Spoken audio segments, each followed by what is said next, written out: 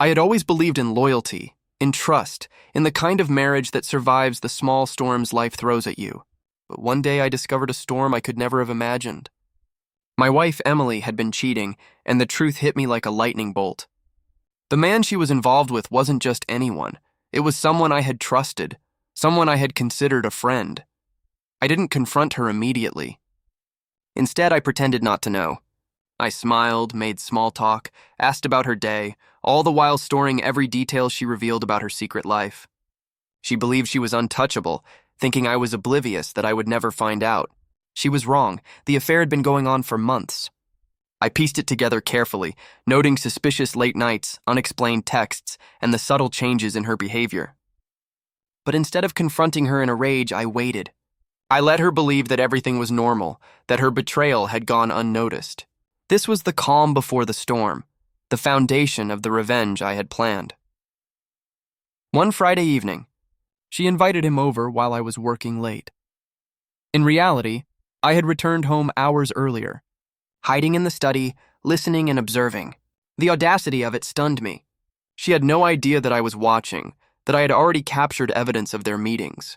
The scene was painful, but it also fueled a cold, calculated anger inside me. I documented everything: messages, photos, videos, timestamps. I knew that the key to ultimate revenge was preparation. I wasn't going to act in a way that could be dismissed or minimized. I wanted her entire world to crumble, but methodically, perfectly, leaving no room for excuses. The first move came with the people she cared about the most. I invited her family over for dinner, asking her to cook as she often did. She walked in, smiling, unsuspecting, and went about her normal routine. Meanwhile, I had already shared the evidence with her closest friends and relatives. I didn't yell or shout. I let them confront her themselves. The reactions were immediate: shock, disbelief, and ultimately disapproval. She was cornered socially before she even realized what was happening. Next came the legal aspect. I filed for divorce, prepared custody arrangements for our children, and ensured financial protections were in place. Every document, every piece of evidence was meticulously organized. The court proceedings were swift once the truth was presented. She tried to deny it, to claim misunderstanding, but the proof was undeniable. Her affair was exposed not only privately but publicly, in ways she could not control. Then, the final strike, the nuclear revenge. I exposed the affair to her workplace. I carefully shared the evidence with her superiors, not out of malice for professional ruin, but to reveal the extent of her deceit and dishonesty. Her colleagues, who had always admired her, now saw her true character. Her social standing, her credibility, and her reputation suffered irreversibly. Every relationship she had built on trust was shaken, leaving her isolated and humiliated. Throughout the entire process, I remained calm, composed, and unshaken. She had assumed I would react in rage, that I would yell, plead, or beg. Instead, she witnessed a man who had been betrayed, yet remained in complete control. That was the most devastating part for her: my silence, my precision, my unwavering confidence. The aftermath was brutal but satisfying. Divorce finalized, custody awarded to me primarily, and her visitation limited and supervised. She had lost her family, her reputation, and her social network, all as a direct consequence of her actions. Meanwhile, I focused on rebuilding my life and ensuring the well-being of our children. Their stability, their happiness, and their love became my priority, and I refused to let her betrayal taint their lives. In the months that followed, I reflected on what had happened. Betrayal is painful, but the way you respond defines you. By pretending not to know, I preserved my power, planned methodically, and ensured that justice was absolute. My revenge was not impulsive. It was deliberate, calculated, and devastatingly effective. She had assumed she could manipulate me, deceive me, and continue life as normal. She was wrong.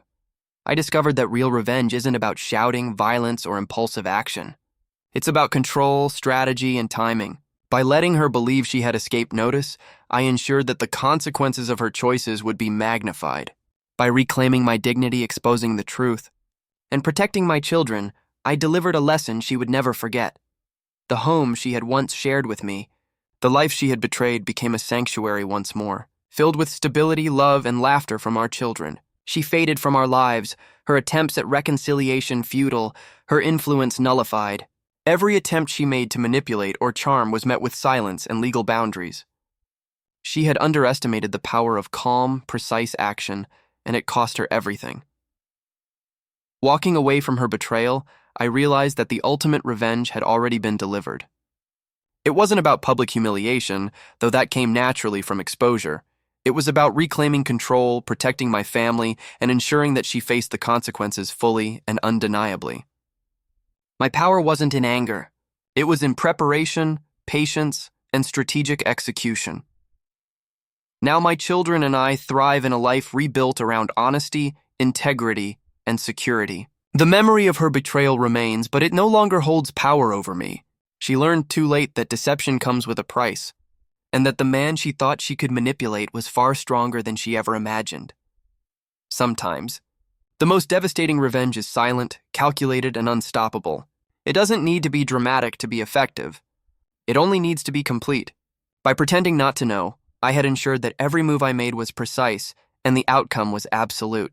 Her life was forever altered, and I had preserved my dignity, my children's well-being, and my future.